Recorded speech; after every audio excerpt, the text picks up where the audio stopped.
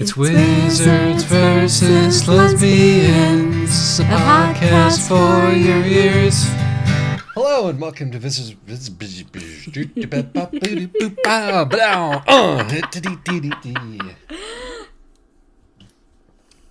All right, let's try that again.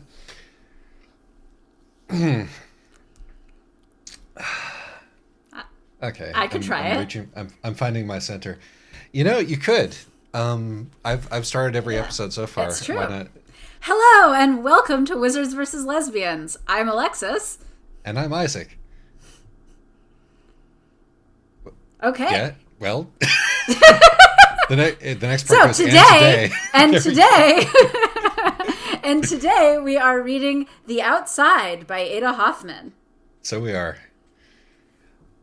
So Isaac, why don't you describe what the book is about? Alrighty.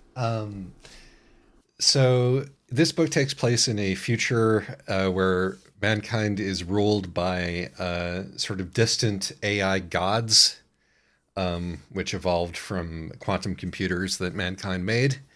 In this future universe, a planet is trying to set up a space station without help from god tech, and the gods control and sort of are deeply jealous in the biblical sense of all of the advanced technology in the universe, including pretty much all kinds of computing, but also faster than light travel, portals, ansibles, etc. But some human scientists, particularly this scientist mentor and herself, have come up with what they think is a way to generate a lot of energy without help from the gods.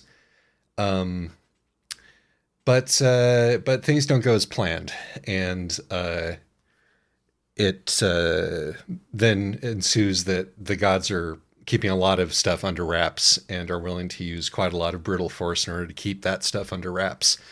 And so it is a story of how our hero, who is autistic, goes to find her graduate advisor, who is also autistic, and in doing so, falls in and out of the clutches of the angel of Nemesis, the god of vengeance, who is also autistic, and how that goes. Yes. This is Lovecraftian space opera, I would say, with an autistic heroine and evil AI cyborg angel as one of the antagonists. Yes. This book does have lesbians.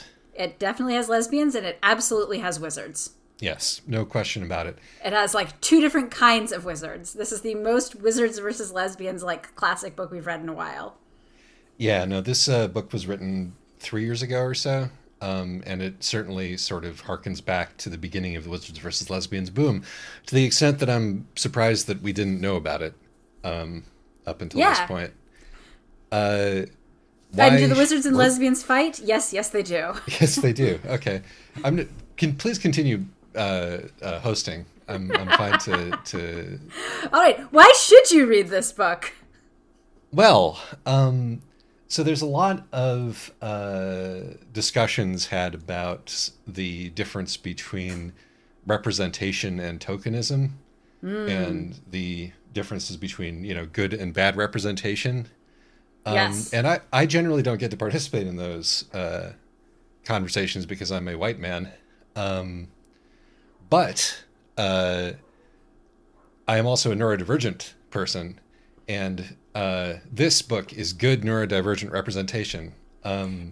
There's a wide... It is, and it's more than just... And it's better... It's more than just representation in the sense of, there are characters we like who have, who obviously have X quality.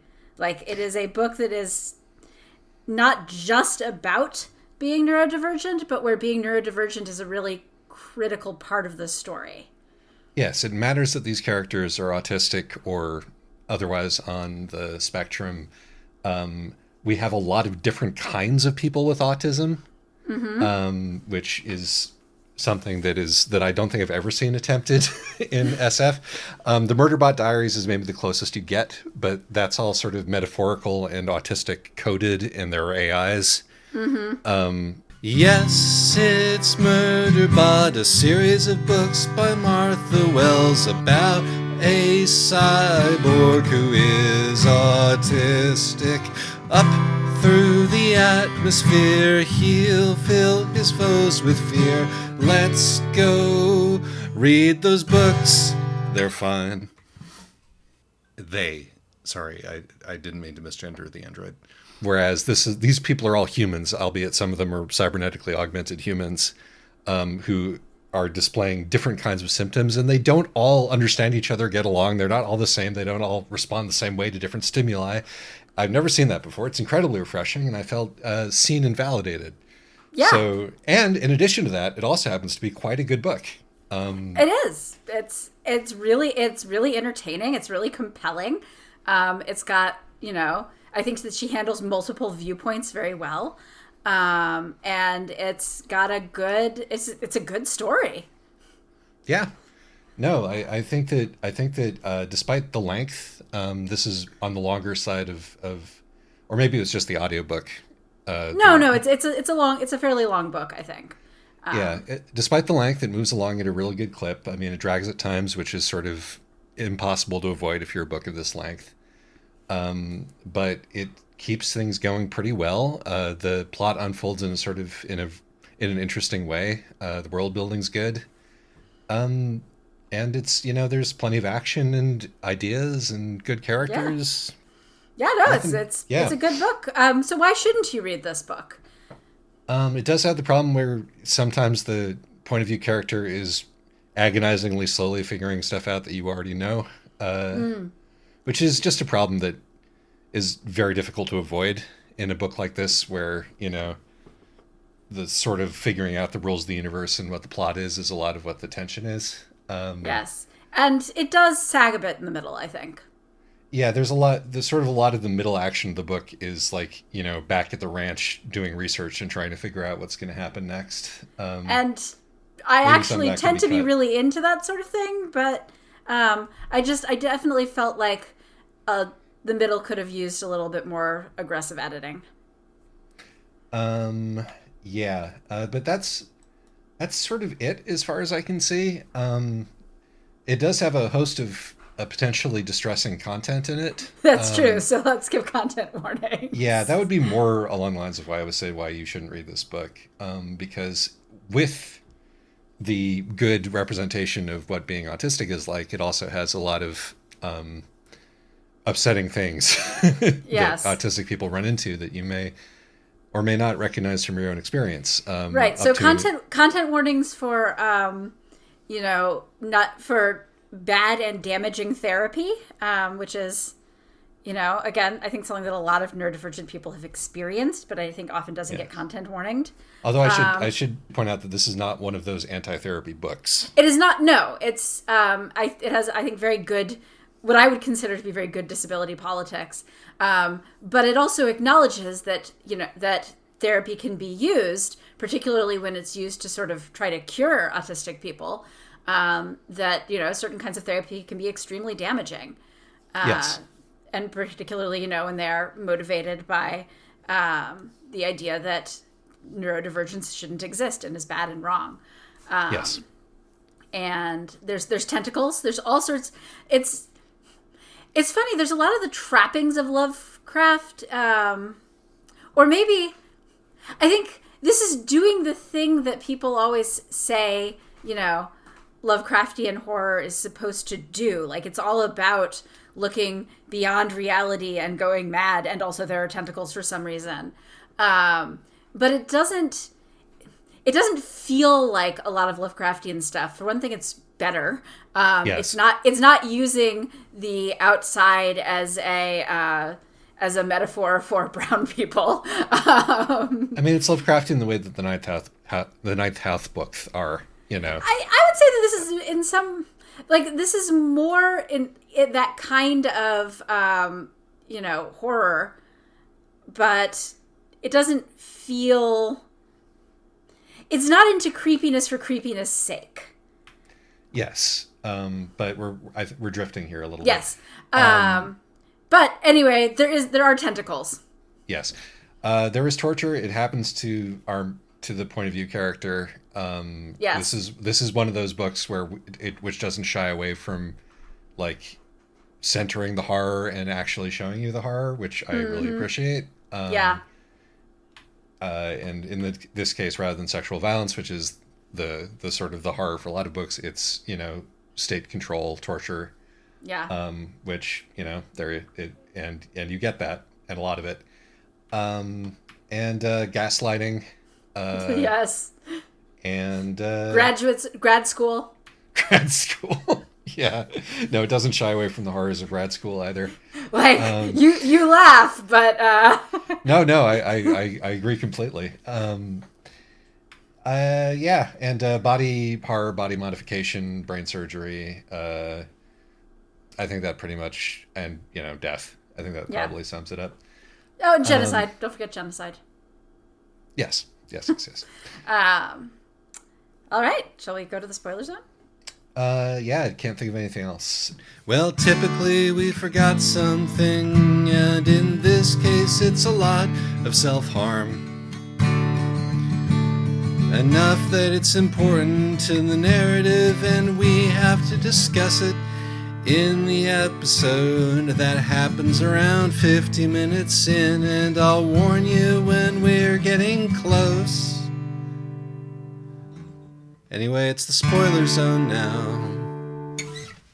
So, off to the spoiler zone. Yeah. I read this book, and I was like, damn, I like this book, and I recommended it to Kiana. Kiana read the book almost immediately.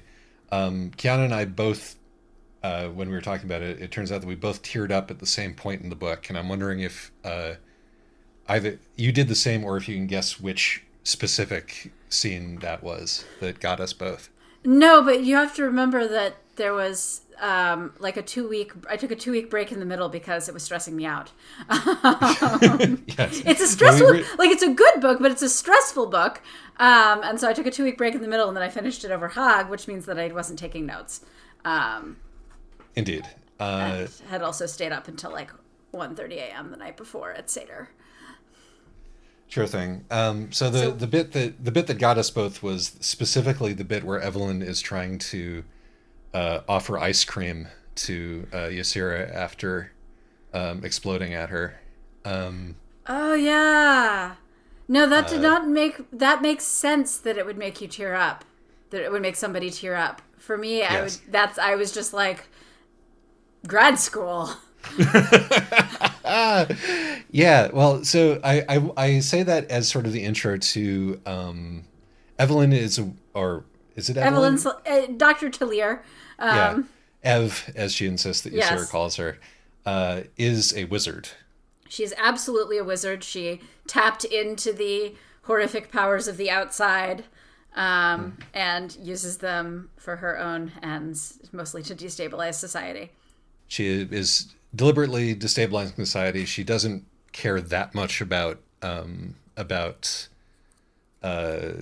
casualties, civilian casualties.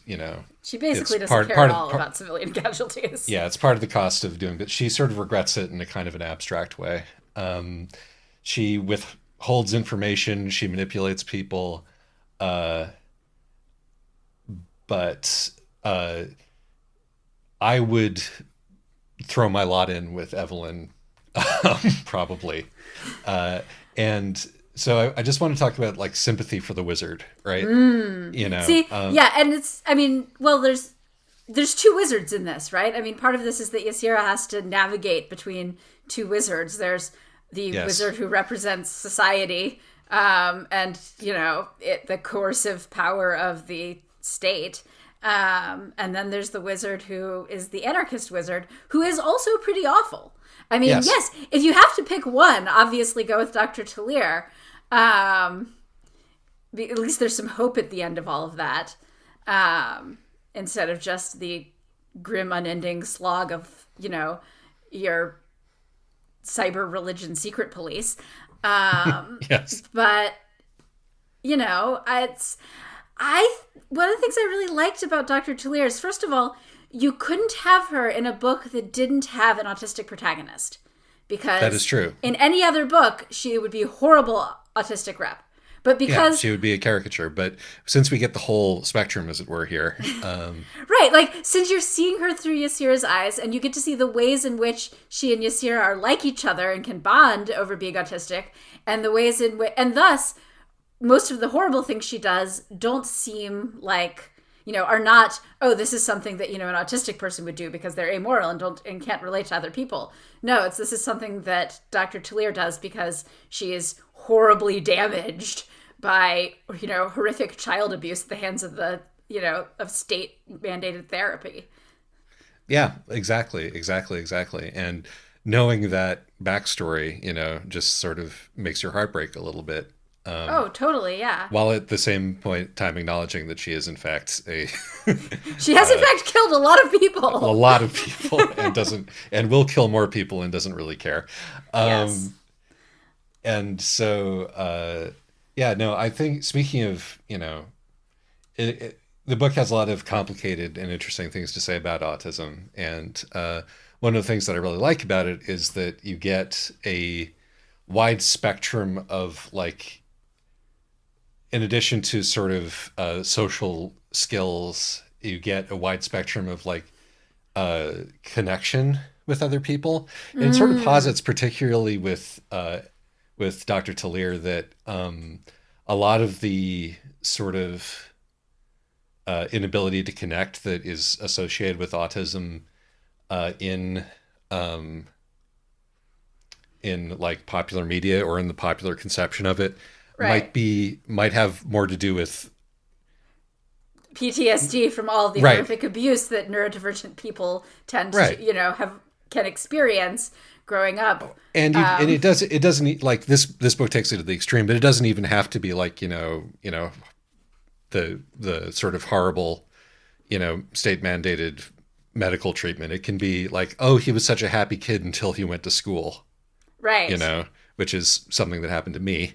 And happened to a lot of other people. It's like, when you are easily, you know, when you have sensory issues and are easily overwhelmed by crowds and, you know, have trouble navigating social situations, suddenly being dropped into a chaotic environment full of scary, potentially violent children who can't communicate with you, and then being taken away from your parents and having to spend all day in that environment, like, you know, 40 hours a week, can really do things to you when you're still a neuroplastic kid, you know. And for that matter, also,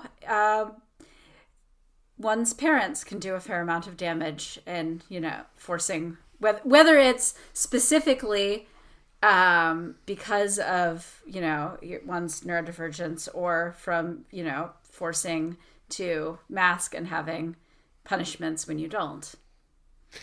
Yes, exactly. And so, and I sort of the ways in which, like, moments of humanity come out of even the most or damaged of the characters in this book, and there are a lot of very damaged autistic people in this book, I thought was really well observed. Like, you know, Asira is sort of the best case scenario, because specifically because she comes from a society that's known for being much more disability positive.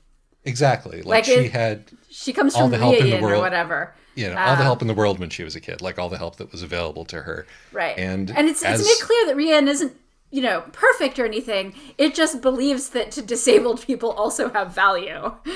Exactly. I mean, it's like sort of, you know, the best that we do in social democracies that don't try to push assisted suicide as a possible treatment for, you know, for disability. But right, and most of the other societies in, you know, you get the impression at least that most of the other societies do, you know, heavy therapy, and if they can't get you to look and act vaguely neurotypical, then you do in fact get assisted suicide / just straight up murder. Yes. But that being said, Asira still does have like a fair number of, classic autistic traits, including like a really quick temper. Asira has to fight real hard to keep her temper under control, and she hates herself when she loses that fight. I wonder if all that training helped her love herself anymore, or taught her that she was broken if she did what felt right. I just take meds personally. But the thing that I stimulated easily. Yeah, and she has coping mechanisms. She's been taught coping mechanisms to deal with that, and even the coping mechanisms that were taught to her by a doctor who turns out to be a complete condescending asshole are still pretty good. They still let her get through things that she wouldn't otherwise be able to get through. Mm-hmm. But what I found, the part of her sort of makeup, and you can call this like a personality trait or a symptom with these kinds of things, who knows, right? Where one of those categories ends and the other one begins. But it's her quote, being bad with gods, which is something that I really related to. Like, my experience as an autistic kid was like, okay, so there's this whole idea with autistic kids and rule following, right? You want the world to make sense. You want the rules to function. Yes. And part of like the way that Ysera can't is so horrified by the outside is because the rules don't work out there. Yes. But on the other hand, you quickly learn that the rules that you were taught as a kid aren't real. Right. Almost none of them are. And so you're like, okay, these don't work. So I'm going to test every single rule that I get. Which is how I turned out this way. Or you do what I did as a child, which is just be constantly terrified that whatever you were doing, you were probably breaking a rule somewhere. Oh, yeah. And then you would get yelled at. There is a reason that one might have had to put down this book and pick it up again if one is one of us, Yeah. A lot of feelings came up over the course of reading. Yeah, a lot of feelings. It was a lot of feelings, and it was in fact the place where I had to put it down was about when she took up with Dr. Talier again. And as moved in with her, such bad mom energy right there. Right, such bad mom energy, such grad school energy. It was just real stressful, and I had to put it aside. And then eventually, I picked it back up again. And then once she gets back in touch with her girlfriend Tiv, finds out that her girlfriend that it's been 14 months, so her girlfriend has understandably attempted to move on. And she has her, and she like snaps and throws herself into the outside. Then the book picks right back up again, and I think for me, and I do think that it helped that she was no longer that it stopped being just her and Dr. Talier in a space station. But all the exchanges with Akavi were also extremely stressful. It's stressful. Like, it's a good book, but it was stressful. I mean, she spends most of the book in the clutches of two extremely manipulative psychopaths. Right. Just one, one is an anarchist and the other is a fascist. Right, exactly. And like, I was way more comfortable when she was with Dr. Talier because, as we've established, I've been radicalized by podcasts and I'm an anarchist. But, there's a certain kind of my reaction to being screamed at and then offered ice cream is to put the book down and walk away for a while. Yes, as opposed to my reaction, which is like, oh, I wish I could help you, Dr. Talier. I mean, what I have written down here is like, it did remind me of my mom as one might. And like, because I've been, although my mom rarely came out with apologies as straightforward as that. um, oh my God, this is therapy. Right. Versus So lesbians, perhaps folks. okay. So I'm going to pivot a bit because it's. I do have a point that I want to Okay. make. All right. Make your point, and then I'll pivot. Before we pivot away, which is that it was like there's this thing with with mentors, right? Although I'm not having kids myself, I was raised in part by somebody who was probably autistic, and who wanted me to be better than her and to have a better time than her. And she fucked up a lot, and she fucked up badly. But I still turned out better than she did.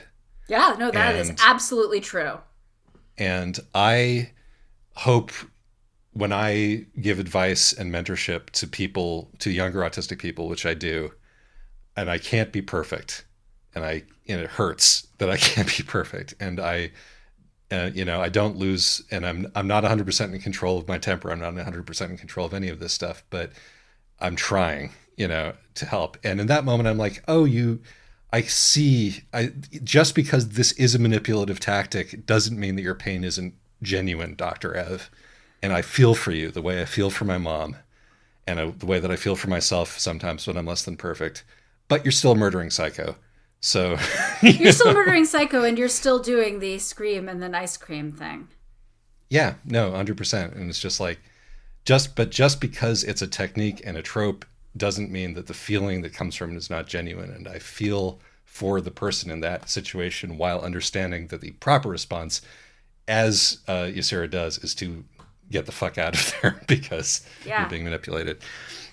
Yeah, no, it's true. So I do, continuing on the theme of autism, but perhaps away from the theme of our childhood traumas, is that one of the things that we know that we see in a lot of the books that we read is where the characters are queer, but it also, to make it a story about queerness, there's also some metaphor for being queer, and whether it's whether it has to do with magic or what swords you're using, or being the right or wrong kind of necro cavalier.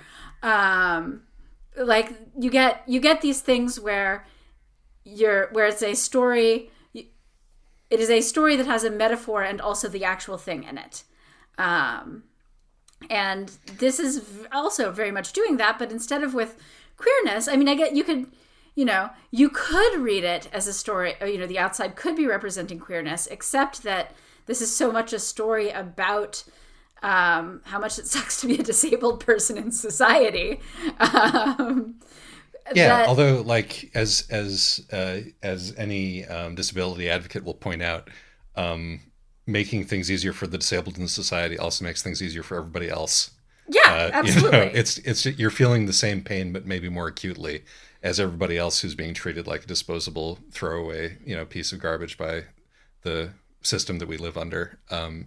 It's just that if it's decided that you're useless, it becomes much clearer to you.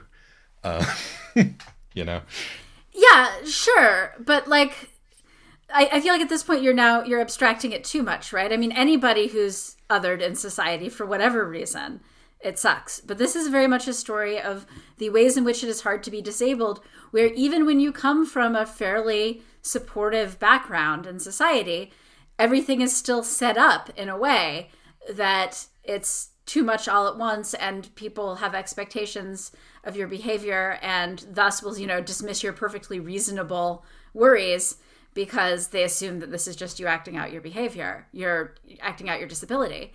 Right. And that even if everybody is doing everything perfectly, still sometimes it gets really loud. Yeah, 100%. So, and that's... So it is a story, I feel like, more about that than about the queerness, even though the main character is a lesbian, has a girlfriend, or at least has a girlfriend, doesn't really seem interested in anybody who isn't her girlfriend. And I mean, who among us has not been there? Or one's cat, of course. I mostly meant romantically interested, but sure. Because Ysera actually is interested in other people.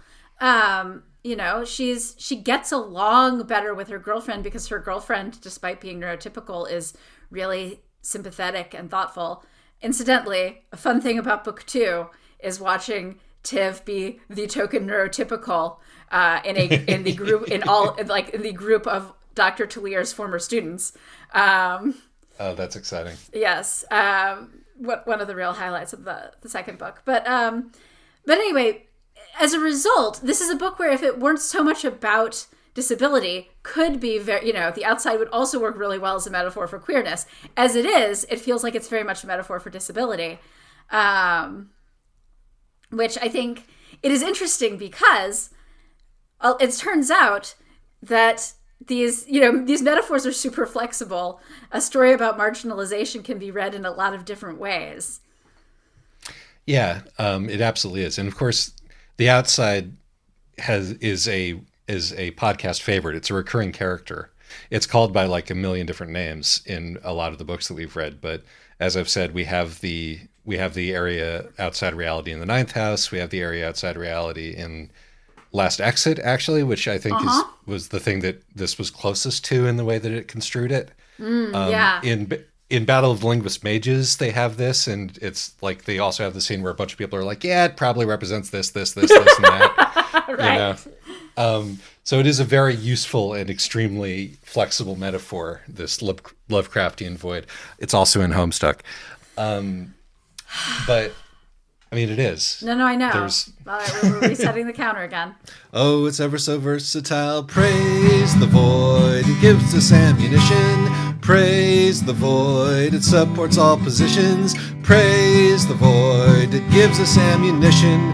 Damn, that's some void. But yeah, no, I mean, it's like, and it sort of goes hand in hand with our other podcast favorite, Revolution, right? Yes. Because it's the possibility of what exists outside what we can currently comprehend. One could argue it is also a Nutena. Yes, although Nutena is kind of a lie. Le Guin, is fond of saying that, like, was fond of saying rather that, the reason that we can't think of, we think of our possibilities so circumscribed is that we're just not imagining ourselves other ways of living enough, right? Mm-hmm. And the idea is that the outside seems insane, but it might just be a logic that we can't currently wrap our minds around, and that logic might make for a better way of living for human beings than the one that we currently use. Yeah, except sort of. I mean, one of the things that I like about this book a lot is that it is skeptical about, it's very realistic about the costs of revolution and, and that these transformative powers don't necessarily care about you anymore. And so, that this not only kills people, but also really does change people's lives in ways that they do not want. And just, yes. and not like the people in power, but just the everyday people trying to live out their best lives on the planet. Yeah, no, I think that, like, I really appreciated the way that this book allows the revolution into the world and is like, how do the people on the ground feel about this? And it turns out very conflicted. Like, yeah, and a lot of them are dead. And, right, exactly. And a lot of them lost everything, and some of them are really into it, but maybe they're, but we're not entirely sure that they're okay, Right, and, something that, the thing that Ysera does that's so transformative is to go, okay, sure, there's a revolution, but we can make it kinder. Yes. And she does this in two ways. One way is that she literally empowers people. And the other way is that she lessens some of the side effects. Yeah. Yet another thing that this book reminded me of a lot in our catalog was City in the Middle of the Night. Yeah. And like that book was like, oh, the outside, yes, this is the best thing ever. Society sucks, let's go over there. Let's go over there and become Tentacle Jesus. Exactly. Again, tentacles. Yeah. What is it with tentacles? Amatka, tentacles. It's very drippy out in the Revolution, and there are a lot of tentacles. But this is actually where I think the Lovecraftian influence is.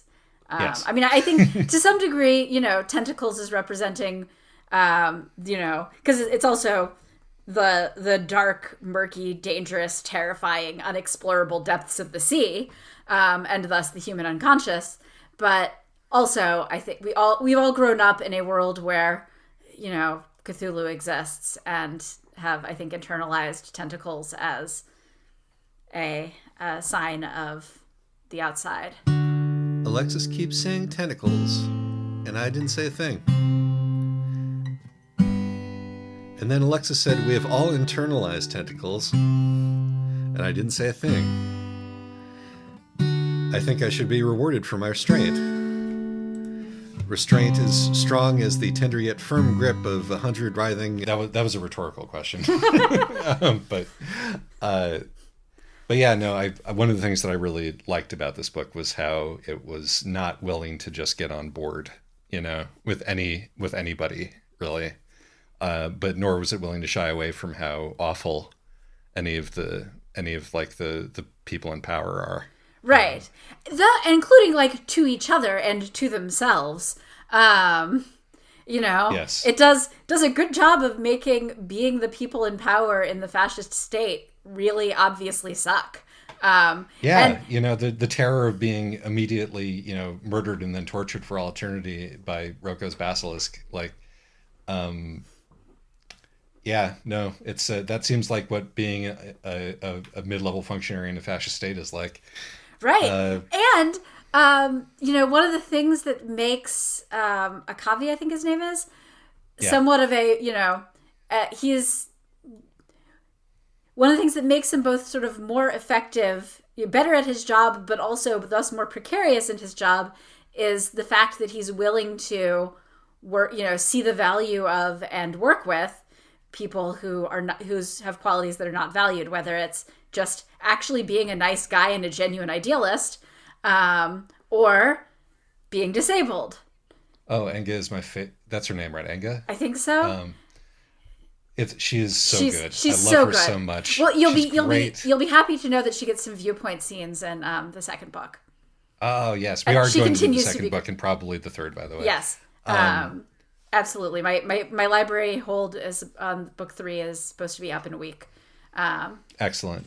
But no, she's great. That somebody who is she's a lower level angel who the angel process left her unable to speak, and so she only communicates via all caps text messages, and she could do multiple capitalization in multiple cases. She just chooses not to because she's really angry all the time. Yes. But I mean, my favorite scene with her is like what's his name again? The angel? Kavi, I think. Yeah, Agavi or Akavi is doing his Xanatos like wheels within wheels shit. Does anyone remember TV tropes? If not that, do you remember gargoyles? In the 90s cartoon show Gargoyles, a man named Xanatos, who was played by Jonathan Frakes, was famous for his involuted plans, which hinged on elements he could not possibly have foreseen going right.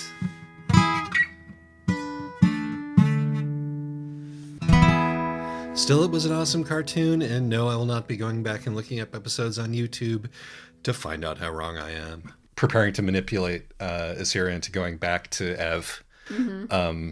And so, Assyria is talking to the nice cultist lady, the Gone lady, and Enga shoots her in front of her. The cultist lady.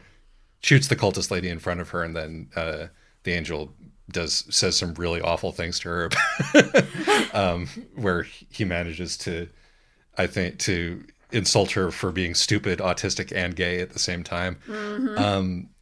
And but when having carried out this plot, and while Inga is jogging back, she's like, "Have you tried giving them speech synthesizers because they're nonverbal and so is she?" And it's like, that is so on point. Like, you're an angry, murderous creature, but like you do feel sympathy for people who are in the same sort of plight that you find yourself in. And in a way, that's the same thing with Agavi, who I'm looking forward to finding out more about his backstory. We were told that he was a criminal before he became an angel. Again, monstrous, definitely autism coded. He's like, it's because he has a computer brain, but he's sort of the starting point in a way. I was talking to Kiana about this. Like, he's like the Sherlock, right? Yes. He's like the culture's idea of the autistic super, detective, scary man, right? Right. The sort of, like the Dr. House. Yes, the like manipulative mastermind type thing. And the, reasons why people who have a particular kind of autism are often called like robots, or, that sort of, I've had friends who are very sensitive about being referred to in that way. But even he, who is like a psychopath, a torturer, a sadist, although he won't admit that to himself, he still cares about his underlings, and he cares about them, I think, because they're also other, Yeah. And he's recruited them because they're other. Right. And he is in his own monstrous way trying to keep them safe within this system by ensuring their career paths after he is inevitably disappeared, Yeah. Yeah, I mean, this book really does a good job of making you feel sympathy for some truly monstrous people while still going, wow, these people are truly monstrous, and I hope that they are defeated. Yeah, you sure are definitely in large part a product of your environment, but you could probably still be doing better. Right, exactly. It's, you see a lot of sympathy for how they got to be the way they are. And you get, and I think Ev most of all, because we get to see like the notes, we get to see her therapist's notes. So, to give us a sense of what was done to this poor child. But really, I definitely felt some empathy even for Akavi, who is just a terrible, terrible human being. Yes. Because he cares about his underlings, who he recruited because nobody else wanted them. And he was like, no, they might be losers, but I'll bet if I gave them some basic accommodations and played to their strengths, they could contribute to society. Yeah. There you go. A level of moral complexity that we are not used to getting from our books here, I would say. Yeah, and the thing is, I'm not even sure it's moral complexity. I mean, I think that the book has a pretty strong moral core. It basically actually letting disabled people live happy lives is a good thing, and cruelty is bad, and mass murder is also bad.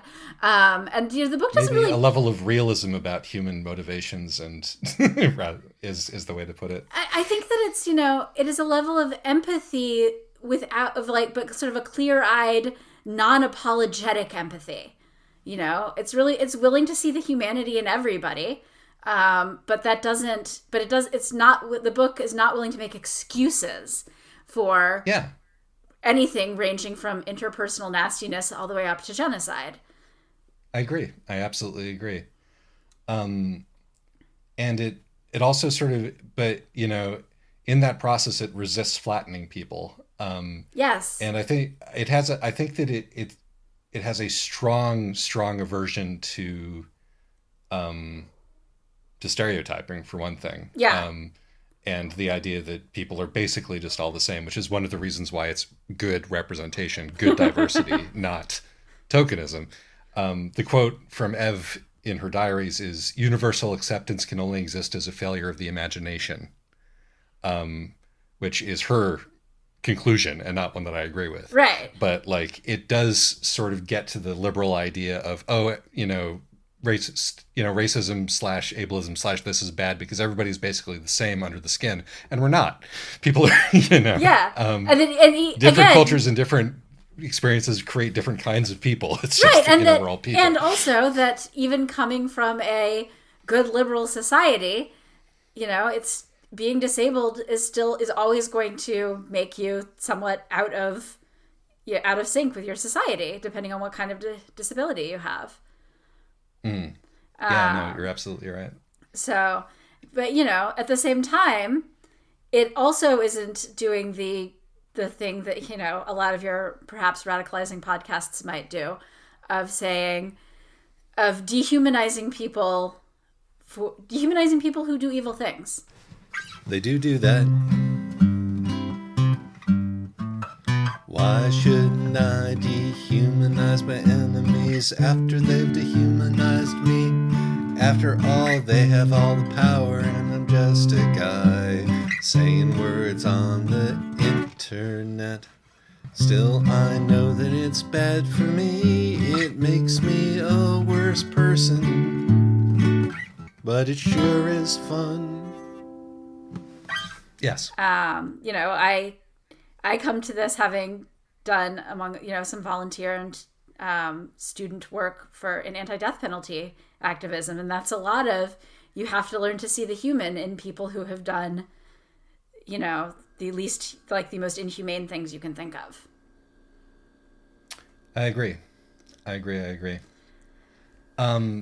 I wanted to talk a little bit about, speaking of the narrative around disabled people, disability as a superpower. Yes. Because this book indulges in that to a certain extent. Right, but not in a way that annoys me, which is interesting, because normally I find disability as a superpower super annoying. Yeah, I mean, partially, the author's dead and all, but author is autistic, which you could probably guess. But and it does hit different coming from somebody who is themselves a member of, the group that they're talking about. But I think it does, like, you can, there's like, I'm buffering here. Do you want to talk about disability as a superpower while I put together what I was trying to say? So I think one of the things that often annoys me about disability as a superpower, whether it's the X-Men or Elsa from Frozen or Vanellope from Wreck-It Ralph, is that often the story is, oh, you thought this was a disability, but actually it's a superpower. Yes. And, you hear, and sometimes I hear this with things like ADHD and autism, where it's like, oh, well, no, we're actually part of this evolutionary, we have this evolutionary advantage. And the thing is, for one thing, in the outside, you get to see all the ways in which it's still hard to be autistic. But also, it is left to some degree ambiguous how much of what she has is a superpower inherent to being autistic, and how much of it is she happens, that like specific talent of her own, and how much of it is just the fact that she worked with this woman so much as a PhD advisor. And also, it also works somewhat because really the thing that makes her more able to interface with the outside and without losing herself is the fact that she's already been alienated from society. And so it's still this real assault on herself, extremely traumatic. But, because she's already experienced some of that in her life, just from being autistic in society, it gives her a buffer a little bit against that. And that, I think, is very different from saying, oh, this thing that makes your life hard is actually magical. Agreed, 100%. And I think that this also gets into, as I was saying before, the way that the book wants to investigate what in the disability lived experience is a result of the disability in a vacuum, and what is the result of living in the world as a disabled person. Yes. because it's like I feel like a lot of the strength that she uses, like particularly in the torture scene, is, and this is like if you hurt all the time for various reasons, Yeah. you deliver you devise ways to deal with pain. Yes. You But also, you dissociate, like or yeah. what have you, and it's like that's not the pain giving you superpowers. That's like, I've been living on hard mode, so this is not as hard for me as it might be for someone else. Right, exactly. And I mean, also, because we've been talking a lot about autism, which makes sense, but this is also a book about PTSD.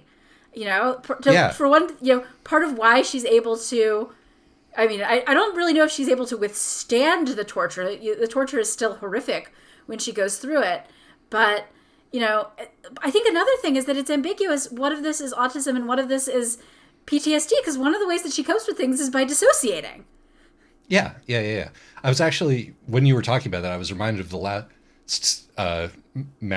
bit of mass narrative I saw that really did this well, which was Mad Max Fury Road. Yes! Where our hero has PTSD. And it sucks, and it sucks. Sometimes and it it helps, sucks, and sometimes it really, really doesn't. Right, it makes him lose battles, and it makes him miserable, and then there's this like one key moment where it actually makes him react in time to save his life, and you go, oh, okay, this is why our brain does this, but boy, I'm not sure it's worth the cost. Yeah, exactly. But also, It doesn't matter whether or not it's worth the cost. You don't get a choice in whether or not you have PTSD. Like, yes. You have it, and you learn to live with it. And that's true of most disabilities, really. And I think one of the things that's so good about this book is that there's, with the exception of Tiv, who I think we should talk about in a moment, almost everybody who gets a viewpoint at all in this book is disabled, either overtly or metaphorically, or both. Yeah, I mean, everybody in this book except for Tiv is disabled metaphorically. Some of them are also disabled overtly by the standards of their society, and I think Tiv should get her own special award for best token neurotypical. Yes, Wesley's. But and part of this is a book about, so you're disabled. Well, how are you going to live with it? Yeah. And and to pivot to Tiv, one of the ways is to have a supportive partner. Yes. Thank goodness for nice people who have spare energy to do things. Right. Right. And the scene where Tiv is like, no, you can't kidnap my girlfriend and for extrajudicial rendition. She needs my support. Yes. One of the things that I wanted to talk about, Tiv, is that this is largely a sort of a post-gender world. Yes. Although there, Ysera experiences like condescension, but that's mostly coded to her disability and her age rather than to her gender. Sort of, except that reading this as a person who lives in this world, it is also very much it also reads as sexism. Yes, 100%. But the one like really specific gendered thing in the book is the way that Tiv is called the good girl all the time, which I thought was really interesting because that sort of creates a role, and I think that actually I have done this. I think that there is a way in which Ysera like sort of pedestalizes Tiv. Mm-hmm. Being like, oh, not only isn't it great to be normal, isn't it great to believe in God? Because that, sort of, I wish I had access to that kind of joy and certainty. Mm-hmm. Where I'm sure that when we get to look inside Tiv's head, it's not going to be, it's not going to be all certainty and, hope in there. Of course, by the time we get a chance to look inside Tiv's head, she's already been disillusioned somewhat from the power from the state. Sure, but still, it's like it doesn't make everything work, right? To be able to swim with the flow. I mean, we see demonstrate here, it doesn't protect you from the system either by any means, right? And so, like, maybe there are also some positives to being bad at gods and to being forewarned and to immediately understand that there's a good cop, bad cop thing happening with the angels rather than, going along with them as a good girl in her position, quote unquote, good girl in her position might do. Right. And it's interesting, you're right, that she's labeled the good girl because we get to see, we see her counterpart among the angels, who's Elu, who is, very much what would happen if, Tiv joined the secret police. Yes. And it turns out when you join the secret police, you can be sweet and nice and genuinely caring, but you're still going to be, enabling atrocity. Yes. I mean, particularly if you happen to be in love with your monstrous supervisor. Right. But, I won't replay the, the gay Nazis bit again. Good.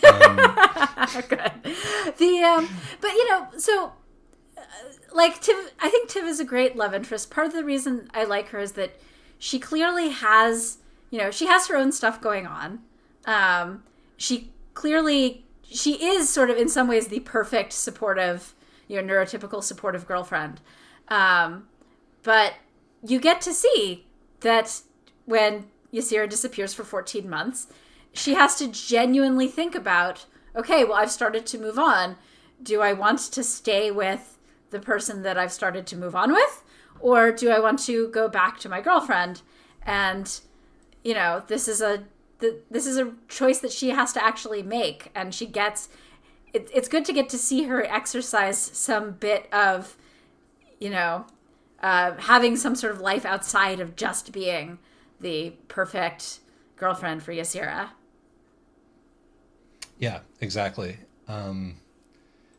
Yeah, we don't get much of her in this book, but it seems like she seems like a good human being. I wanted to ask though, do you have any further thoughts about why goodness and girlness are being associated here? The thing is that the person who calls her a good girl is almost entirely Ysera, right? Right, but even just for Ysera, because I thought it was interesting, but I didn't feel like I really understood it. I think the way my read on it was that it's because she's comparing her to herself. Yes. And that, she is, for one thing... And she's the bad girl. What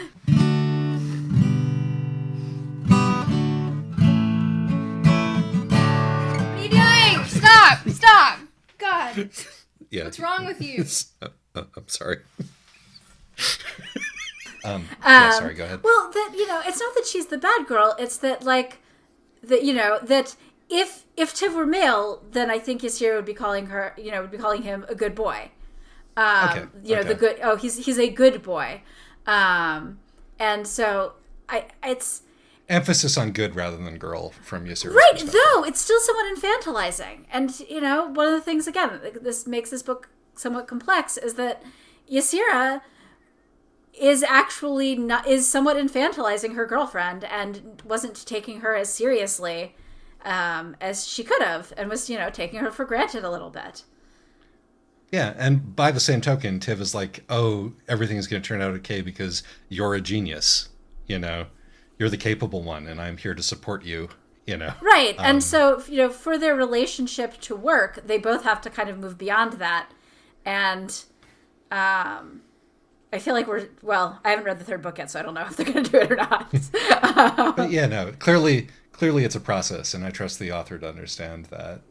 The discussion of the self-harm motifs in the book starts here. There's very little left after that, so if you would like to leave us now, go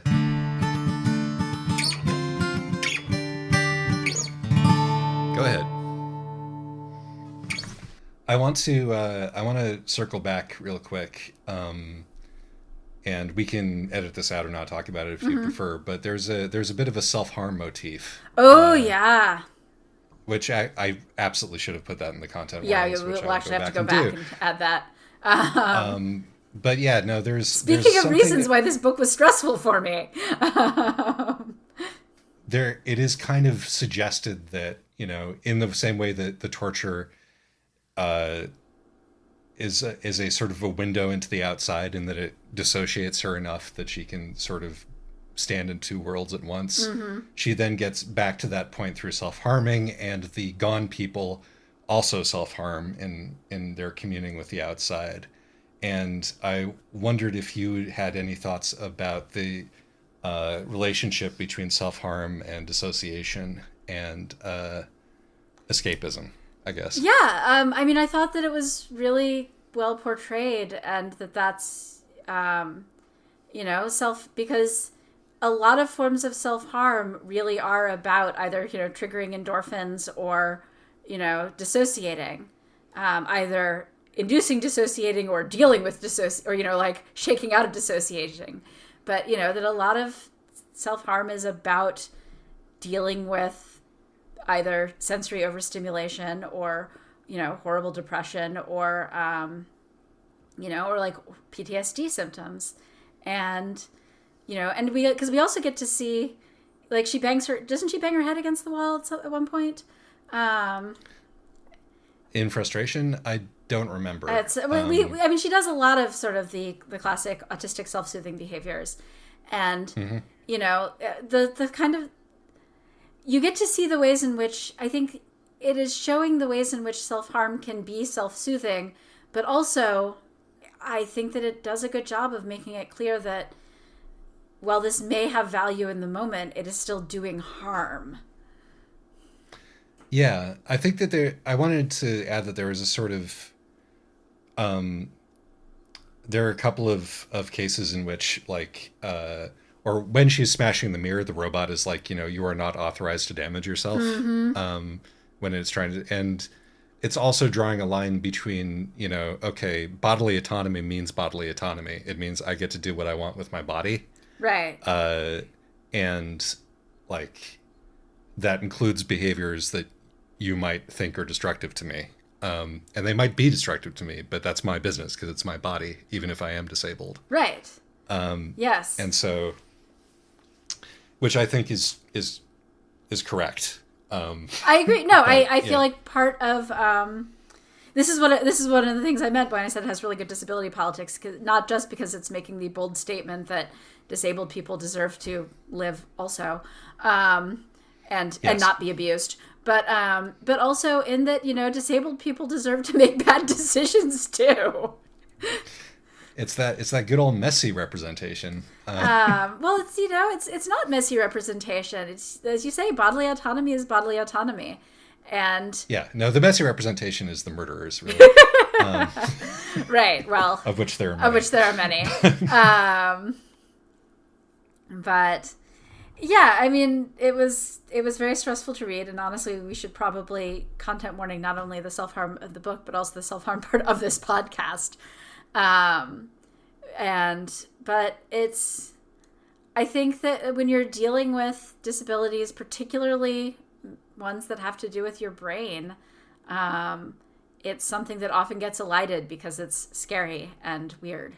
And so I did like that the book was willing to engage in that again, not romanticizing it. It doesn't ever romanticize disability. Or like anything. It's a very unromantic book, despite having a kind of a sweet love story at its core. This is true. I mean, maybe Enga, maybe a little. Just because you think she's really cool. She has so many arm guns, like so many of them. Like, she has a ridiculous number of arm guns. That's true. With all the really thoughtful questions that this book asks about, personhood and autonomy and disability, it also asks the question, what if you had super cool cybernetic arms? Would that, what if disabled people also got to have just like so many arm weapons? Which, to be fair, Murderbot also asks. Yes, indeed. This is a common denominator. We recommend the Murderbot books, by the way. Yes, we should do that sometime as a bonus episode. I agree. But yeah, anyway, this is a really good book, and you should read it so long as the many, many things that we've content warninged are not deal breakers for you. And I'm here to tell you, if it stresses you out too much, you can put it down and come back to it later, or never come back to it again. Yep, you're allowed. You're allowed. You're also allowed to skip to the final chapter to make sure that, like, things end okay, which I may or may not have done. Yeah, no, this is one of the reasons why, despite the fact that we have a spoiler zone for your comfort, we ourselves don't care Yes. about spoilers. All right. Well, I think that pretty much covers that then. Yeah, I think so. Yeah, good. Thank you for the person who recommended this book. Like, really, thank you. Yeah, I it had really been good time with it. It had been sitting on my to read list for like a year, and I just hadn't gotten around to it. And so, thank you for getting me to pick this book up because it was great. Yes. Next time, even though I knew the end. Yes, another reader recommendation. And yes, and thank you for all of your recommendations.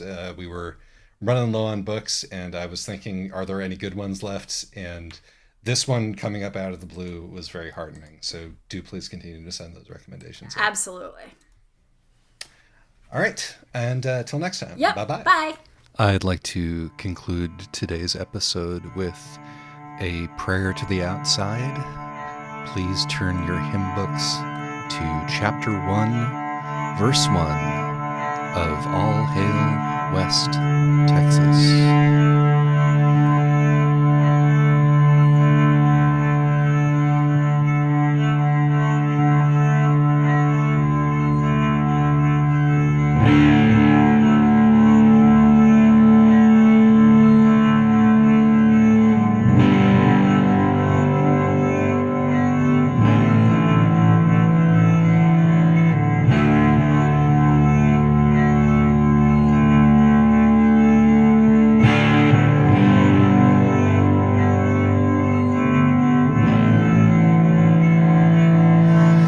Best ever death metal band out of Denton. We're a couple of guys who'd been friends since grade school. One was named Cyrus and the other was Jeff. And they practiced twice a week in Jeff's bedroom. The best ever death metal band out of Denton. Never settled on a name, but the top 3 contenders after weeks of debate were Satan's Fingers and the Killers and the Hospital Bombers.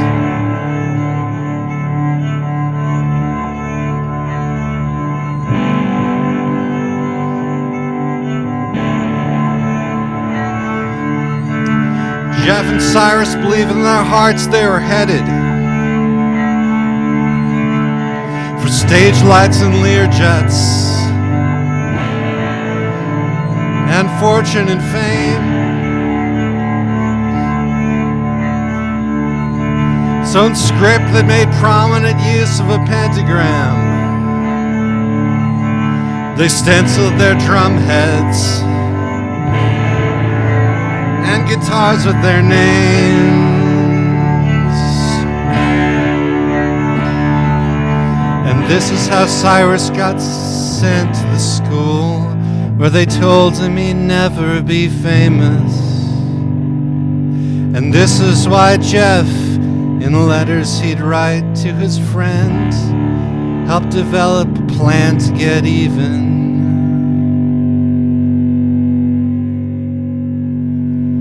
When you punish a person for dreaming his dream, don't expect him to thank or forgive you.